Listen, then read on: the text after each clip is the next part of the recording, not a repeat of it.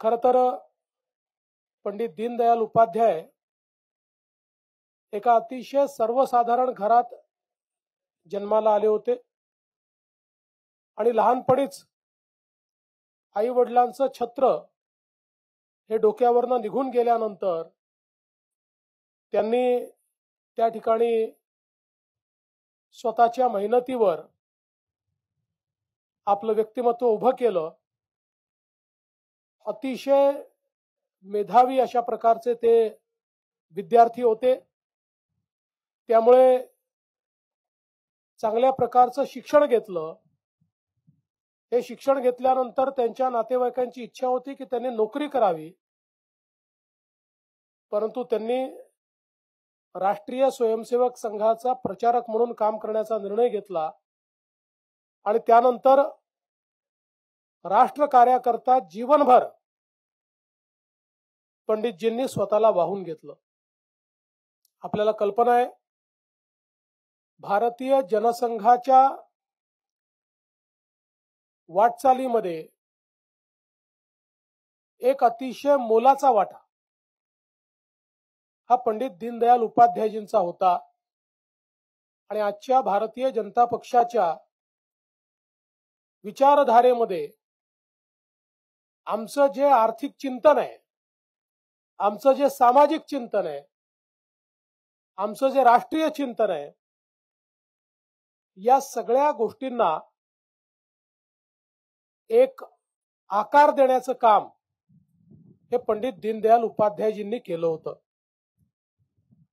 खरं म्हणजे ज्या काळामध्ये जगामध्ये दोनच विचार होते, एक साम्यवादाचा विचार होता, अर्ध जग हे साम्यवादाच्या विचाराने चालणारं जग होतं आणि रशिया सारखा एक ब्लॉक हा पूर्ण जगामध्ये तयार झाला होता आणि दुसरं अमेरिका, इंग्लंड वगैरे यांच्या कॅपिटलिस्ट विचाराने, पुंजीवादी विचाराने चालणारं उरलेलं अर्ध जग होतं आणि जगामध्ये ही चर्चा चालायची की वैकल्पिक व्यवस्था आहे का, वैकल्पिक विचार आहे का। कारण दोन्ही प्रकारच्या विचारांमध्ये दडलेला विनाश हे जग पाहत होतं। अशा परिस्थितीमध्ये वैकल्पिक विचार काय होऊ शकतो, तर तो वैकल्पिक विचार मांडण्याचं काम हे पंडित दीनदयाल उपाध्यायांनी केलं आणि एकात्म मानव दर्शन हे जे दर्शन त्यांनी मांडलं, ही जी फिलॉसॉफी त्यांनी मांडली, या फिलॉसॉफीतून त्यांनी हे जगासमोर आणलं की जी प्राचीन भारतीय जीवन पद्धती आहे, या जीवन पद्धतीमध्ये खऱ्या अर्थानं इतके शतकानुशतक आमची संस्कृती, आमची सभ्यता आणि आमची जीवन पद्धती ही नष्ट झाली नाही, कारण याच्यामध्ये एक शाश्वतता आहे, याच्यामध्ये एक हार्मनी आहे, याच्यामध्ये एक नाद आहे, याच्यामध्ये एक संवाद आहे, याच्यामध्ये व्यक्ती हा समाजाशी, समाज राष्ट्राशी आणि राष्ट्र विश्वाशी जुडलेला आहे। याच्यामध्ये कुठलाही कॉन्फ्लिक्ट नाही आहे, याच्यामध्ये कुठलाही विवाद नाही आहे आणि हे जे काही नातं आहे,